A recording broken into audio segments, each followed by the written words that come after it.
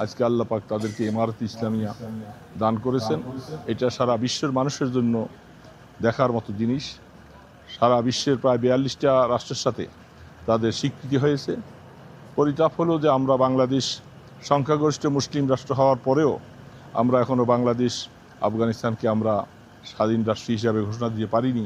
এটা হয়ে যাওয়াটা অতীতেই আমরা আশা করছি। তো বিশেষ করে আমাদের দেশবাসীর জন্য আমরা আহ্বান করব, আপনারা সুযোগ পেয়ে আসেন। জি, উনি বলছিলেন ওনার কথার ভিতরে 42টা রাষ্ট্র স্বীকৃতি দিয়েছে। আপনি কি শিওর আপনারা যে বিশ্বের 42টা রাষ্ট্র তালেবান গভর্নমেন্টকে স্বীকৃতি দিয়েছে আফগানিস্তানে? এখানে স্বীকৃতির ব্যাখ্যা একটু বিস্তারিত ব্যাখ্যা আছে। একটা রাষ্ট্র পূর্ণাঙ্গ স্বীকৃতি দিয়েছে রাশিয়া, আর 41টা রাষ্ট্রের সাথে তাদের ডিপ্লোম্যাটিক ইতিমধ্যে সম্পর্ক স্থাপিত হয়েছে।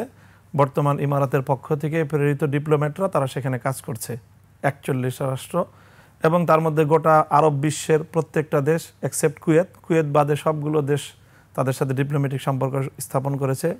আমাদের সাবকন্টিনেন্টালেও ভারত এবং পাকিস্তান আরও কোনো রাষ্ট্র তাদের সাথে ডিপ্লোম্যাটিক সম্পর্ক ইতিমধ্যে স্থাপন করেছে। শুধু বাংলাদেশ তাদের সাথে এখনো পর্যন্ত কোনো সংযোগ বা ডিপ্লোম্যাটিক কোনো সম্পর্ক স্থাপন করেনি। বাংলাদেশ তালেবান সরকারকে স্বীকৃতিও দেয়নি। এখানে তালেবান সরকার এই শব্দটা মনে হয় সঠিক প্রয়োগযোগ্য না। আফগানিস্তান সরকার বলেন, হ্যাঁ, ইমারাতে ইসলামিয়া বলবেন অথবা আফগানিস্তান স্বীকৃতি দেয়নি। তবে উজবেকিস্তানের মাধ্যমে একটা দ্রুততম সম্পর্ক আমরা রাখছি, মানে দূতাবাসী এখন